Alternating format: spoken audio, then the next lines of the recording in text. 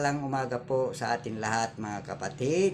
Papuri at pasasalamat po natin sa Panginoong Diyos na buhay at muli binigyan na naman po tayo ng bagong buhay, bagong kalakasan at muli mangungusap na naman po akong muli sa inyo na maghahatid ng balita, aral at bibanghilyo mula po sa banal na kasulatan. Ano po mga kapatid? Bagamat hindi ko po kayo makikita dito, nagbabaka sakali lang po ako, baka dadaan po ito sa wall ng inyong mga cellphone, sa inyong pinapanood po sa YouTube. Kumusta na po kayo?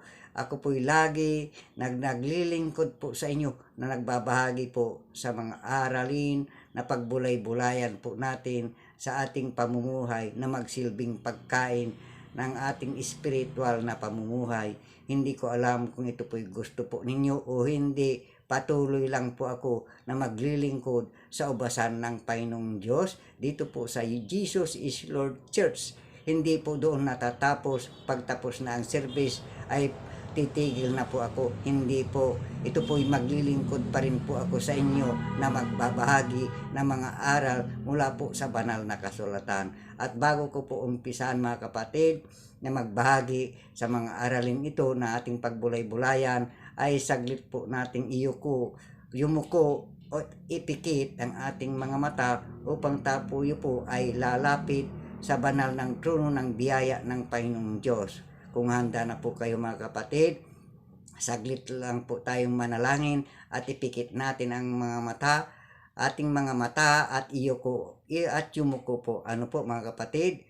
At pangunahan ko na po ang manalangin para tayo po ay basbasan ng Panginoong Diyos sa ating mga topic na pag-uusapan. Ano po mga kapatid? Panginoong Diyos Ama na gumawa ng langit at lupa, sa pangalan ng Panginoong Hesus at sa kapangyarihan ng banal mong Espiritu, kami po ng aking kausap sa mga sandaling ito ay humihingi po ng kapatawaran sa aming nagawang pagkakasala at pagkukulang sa inyo. Nananalig at nanampalataya po ako sa inyong salita sa 1 John 1:9, kung aaminin po namin ang aming mga kasalanan ay handa mo po kaming patatawarin. Kaya Lord God, alam mo ang laman ng aming mga puso, isipan.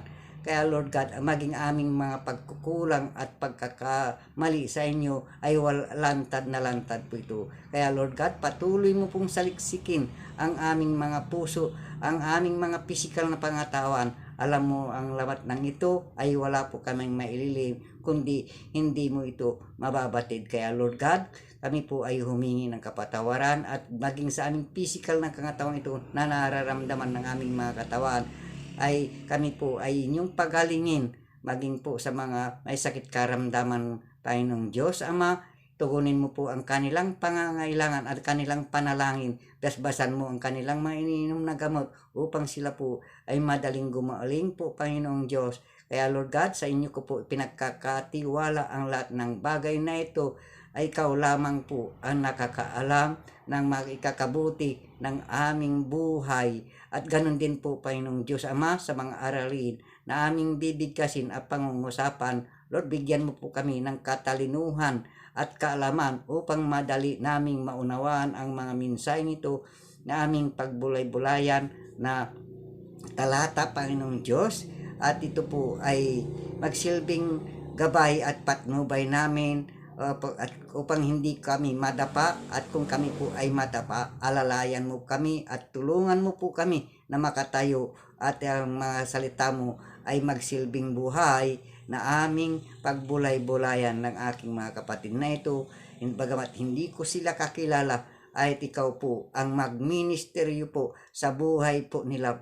Lord, sa inyo ko po ipinagkakatiwala ang mga bagay na ito sa aming mga buhay, pagkat ikaw lamang po ang nakakaalam ng ikakabuti ng aming pamumuhay. Kaya Lord God, maraming salamat sa pagkakataong ito na ibinagkalob mo na naman pumuli ito sa amin, na kami po ay makapagtalumpati o ako po ay makapagtalumpati na makapagpahayag ng iyong banal mong salita. Sa inyo ko na po pinagkakatiwala ang lahat ng bagay.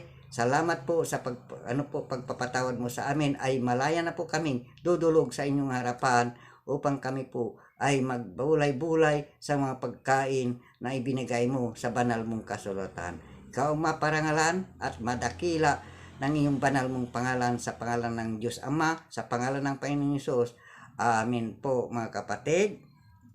Hello po mga kapatid. Handa na po ba tayong makinig sa mga aral at mensahe na pinapaalala sa atin ng Panginoong Diyos na magsilbing pagkain ng ating spiritual na pamumuhay?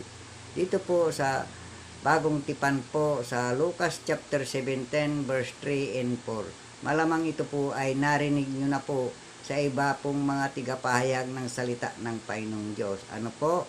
At ito naman po ay pagbulay-bulayan po natin na maging silbing pagkain ng ating spiritual na pamumuhay.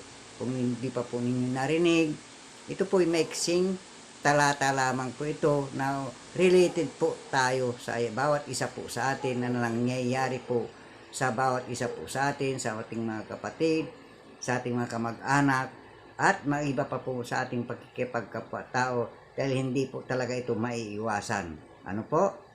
Kung mayroon po kayong banal na kasulatan po dyan, ay mikipagbukas po kayo sa akin sa banal na kasulatan dito po sa Lucas chapter 17 verse 3 and 4. Ano po? Gaya ng sinasabi ko, tayo po ay magbulay-bulay. Kung wala po naman po kayong Bible diyan, ay makinig at tayo po ay magbulay-bulay ng mga salita ng Panginoong Diyos. Umpisan ko na po dito sa Lucas chapter 17 verse 3 and 4. Ano po? Ayon dito po sa verse 3, mag-ingat kayo sa inyong sarili kung magkasala ang inyong kapatid, sawayin mo siya, at kung magsisi, patawarin mo siya. Verse 4, kung siya'y magkasala laban sa iyo ng 7 ulit sa isang araw at 7 ulit siyang bumabalik sa iyo na magsasabi, nagsisisi ako, dapat mo siyang patawarin.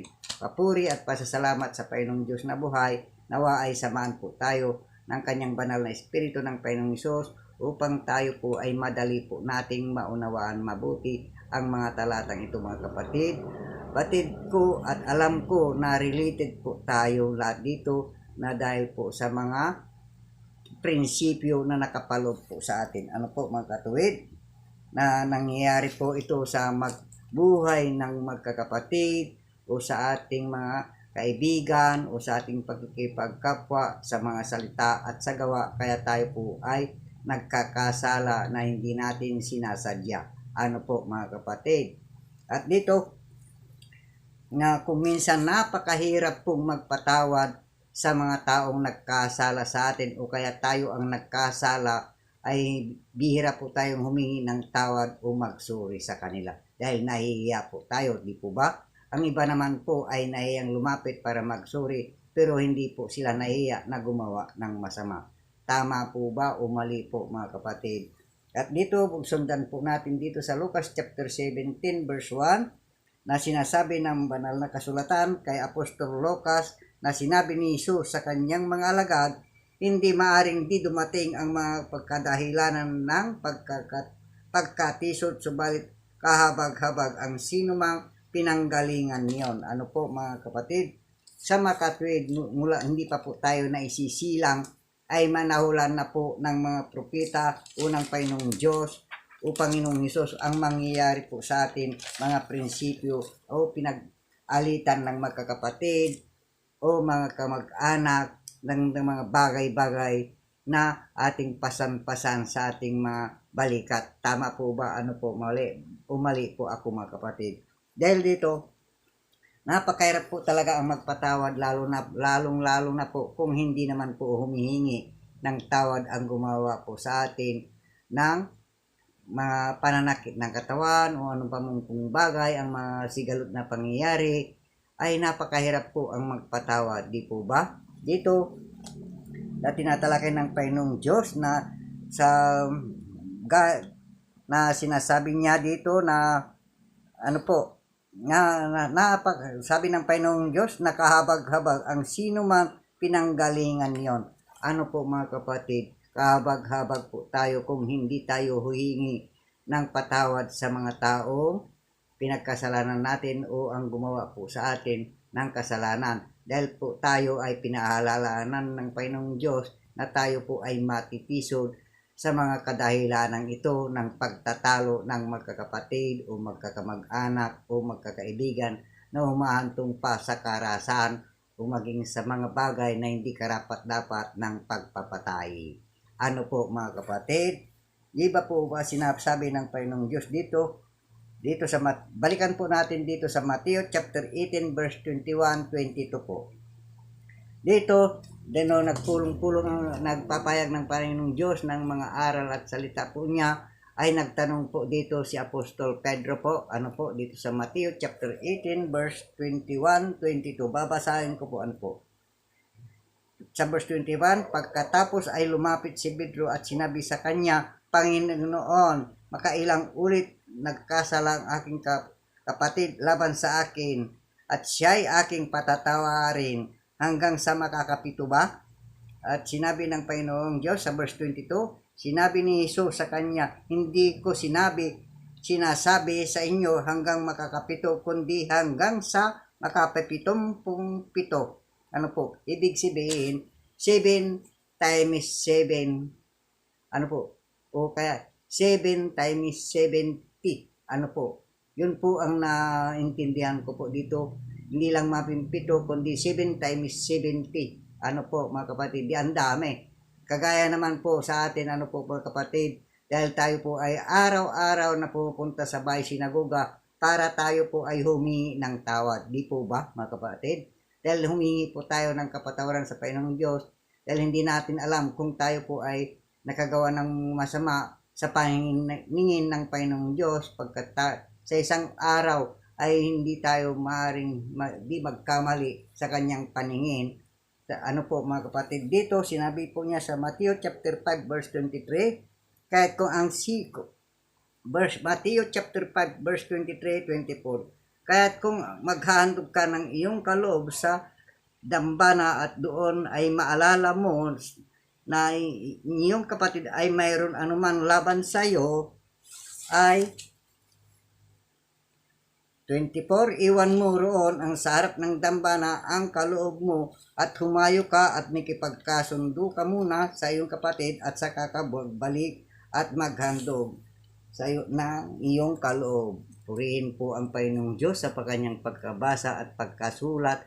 Nawa ay maintindihan po ninyong mabuti kung paano po tayo pag humingi ng tawad sa Panginoong Diyos dahil nagkakasala po tayo nang hindi sinasadya maging sa salita at sa gawa sa harapan po ng mga tao at maging sa ating kapwa. Di po ba? Dito sa conclusion ko po mga kapatid, dinahabol ko po ang segundo dahil dito sa Matthew chapter 6 verse 14-15, ano po? Sapagkat kung pinatatawad ninyo ang mga tao sa kanilang makasalanan, patatawarin din naman kayo ng inyong Ama sa langit. 15, kung hindi ninyo pinatatawad ang mga tao sa kanilang mga kasalanan, hindi rin naman kayo patatawarin ng inyong Ama sa inyong mga kasalanan. Amin po ba mga kapatid?